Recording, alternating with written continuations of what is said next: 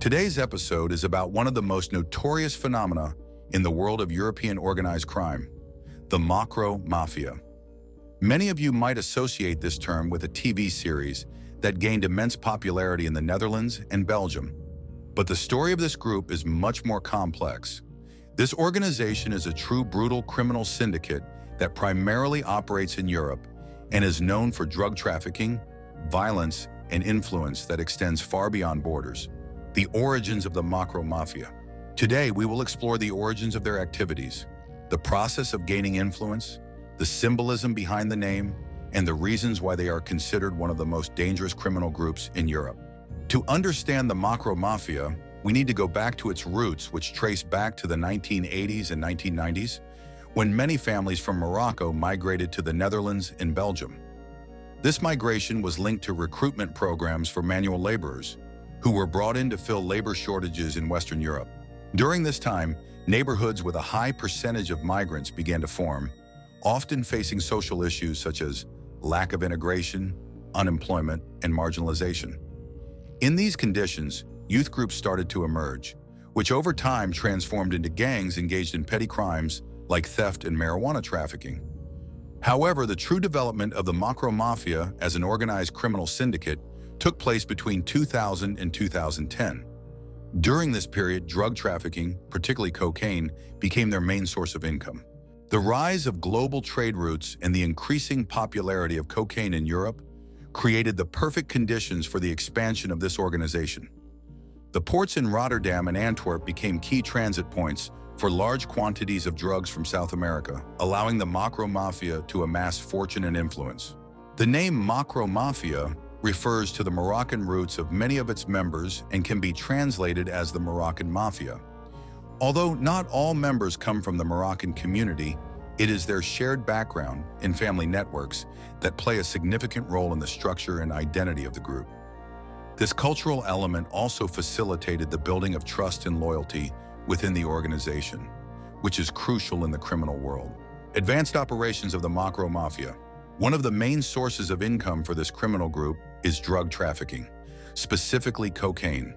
They operate on a massive scale and have filled the European drug market by taking control of the smuggling routes in Antwerp and Rotterdam, two of the most important ports in Europe. These ports are crucial for the trafficking of drugs from South America. Through cooperation with Colombian and Mexican cartels, the Mocro Mafia has access to cheap and large cocaine shipments, allowing them to compete with other criminal groups both in terms of price and quantity. To carry out their operations effectively, the Mocro Mafia has mastered several crucial logistical and technological strategies. A key element of their success is their advanced network of contacts among port workers. Thanks to this, they can safely smuggle cocaine by hiding it in containers meant for legal goods. These methods include the rip-on, rip-off technique, which involves switching cargo in containers without the owner's knowledge and using tracking systems that allow for quick location of shipments. Port workers are often blackmailed by mafia members who threaten to expose compromising information, harm their families, or use other forms of retaliation. This pressure forces many people to cooperate, even if they had no previous ties to crime. It also happens that the Mocro Mafia pays large sums for one-time cooperation, which leads some workers to take the risk for quick profits. Additionally, the group includes many corrupt officials from customs, security, and police services. With their support, the organization is able to avoid inspections at borders and ports, which minimizes the risk of losing shipments. For example, in Rotterdam, it was discovered that some customs officers were responsible for tipping off the mafia about planned inspections and helping smuggle illegal shipments through the customs procedures. Thanks to such advanced logistics and an extensive network of connections, this brutal group has expanded its operations on a large scale across Europe. In recent years, they have managed to enter markets in Belgium, Germany, Spain, as well as Eastern Europe. Their cocaine also reaches the United Kingdom and Scandinavia, where they compete with local gangs and other international criminal organizations. The organization has also developed a model of cooperation with local criminal groups. Rather than direct confrontation, they often offer lower prices and stable deliveries, which allows them to build alliances and expand their reach. In countries like Spain, They make use of Mediterranean ports, which serve as transshipment points for cocaine coming into Western and Northern Europe. The Mocro Mafia also invests in modern technologies that support their operations. In addition to encrypted communication apps like SkyECC and encrypted, they use drones to monitor ports and shipments, as well as GPS systems to track containers.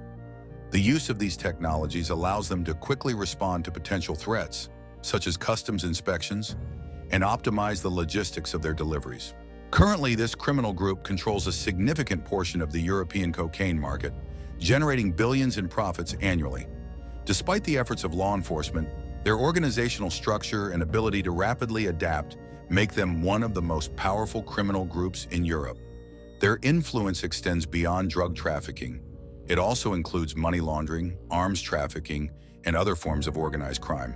One of the key aspects of their operations is technological expertise, especially in the field of communication. Due to police investigations and the need to operate underground, the group used encrypted communication apps such as SkyECC and encrypted. This allowed them to conduct conversations and plan operations in a manner virtually impossible to decode by authorities. Thanks to this, the Mafia was able to coordinate international actions, confident that their messages would not be intercepted. However, in 2020, a groundbreaking event occurred. International authorities managed to break the security of encrypted and SkyECC. As a result, the police intercepted thousands of messages revealing brutal details of their operations, assassination plans, names, and data of individuals linked to the organization. Based on the evidence gathered, law enforcement carried out a series of arrests. One of the most significant arrests was that of Ridwan Taghi, the alleged leader of the Mocro Mafia, who was captured in December 2019 in Dubai. He had been hiding there for several years, using fake documents and living a luxurious lifestyle, before being caught through international cooperation. After his arrest, Taghi was deported to the Netherlands, where he is currently serving a life sentence. He is charged with leading a criminal network, ordering murders, and drug trafficking. The trial of Ridwan Taghi, known as Marengo, became one of the greatest challenges for the Dutch judiciary. Due to the scale of the criminality, the brutality of their actions, and the threats to witnesses and those involved in the trial, the court in Amsterdam heightened its security measures to unprecedented levels. The trial is being held in a specially secured court known as the bunker, surrounded by barriers, cameras, and patrols of armed personnel. Fearing attempts at intimidation or attacks, the protection of judges, prosecutors, and witnesses has been reinforced. Some witnesses have been given new identities as part of the Witness Protection Program, and in the case of Crown Witness Nabil B., exceptional security measures had to be implemented after the murder of his brother and lawyer in 2019. Additionally, during the trial, the number of armed officers around the courthouse has been increased, and everyone entering the courtroom must undergo a thorough inspection. This all reflects the scale of the threat this organization poses to Dutch society and the justice system. Among those arrested were individuals responsible for the logistics and finances of the organization. One example is Saeed R., considered Taghi's right-hand man, who was arrested in Colombia and extradited to the Netherlands. Furthermore, many individuals linked to the Mocro Mafia are still in custody, awaiting trial for crimes such as contract killings and drug trafficking. Thanks to the breach of the app's security, authorities also gained access to evidence against other criminal groups collaborating with them. In Belgium and France, dozens of people were arrested, including arms suppliers and intermediaries involved in the smuggling of cocaine. Although these actions were a major blow to the organization, the Mocro Mafia has shown adaptability and continues to operate, adjusting its methods to the changing circumstances. Conflicts and escalation of violence. Another distinguishing feature of this criminal group is their extraordinary brutality and ruthlessness in the fight for influence. In 2012, the so-called Mocro War began, a series of bloody internal conflicts that took place when different factions fought for control over drug trafficking routes and shares of the profits from cocaine trade. The most important event that led to the escalation of this conflict was the disappearance of a cocaine shipment worth tens of millions of euros. Mutual blame for the lost money led to a series of attacks and murders. Prominent mafia members like Ridwan Taghi and Naufal Fassi began to compete against each other, brutally eliminating their opponents. This war turned into a long-lasting conflict, which not only affected the criminal underworld, but also reverberated throughout society. One example was the so-called public executions, where murders were carried out in public places to intimidate rivals and potential witnesses. Members of the Mocro Mafia became notorious for extreme intimidation methods, including kidnappings, torture, and brutal killings. Innocent people also became victims of their conflicts.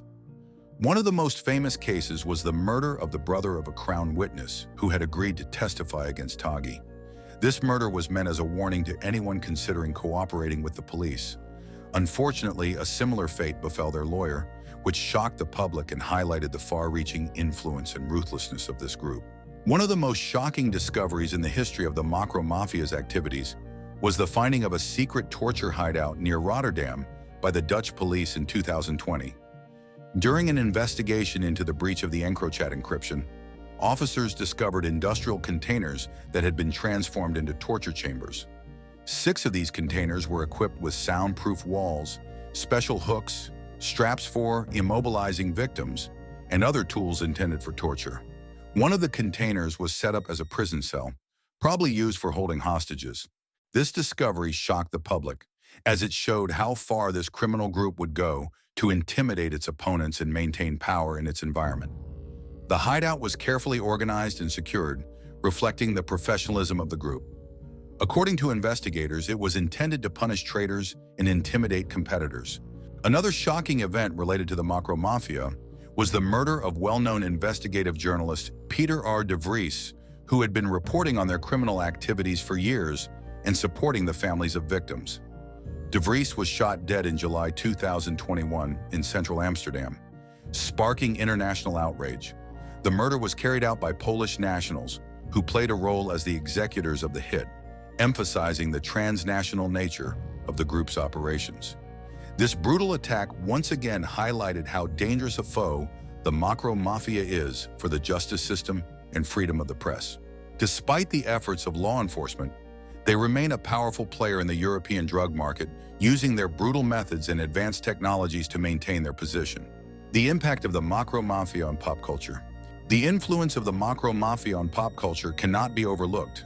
The TV series Mocro Mafia, which portrays a fictional version of events inspired by the real-life activities of this syndicate, has become incredibly popular in the Netherlands and Belgium.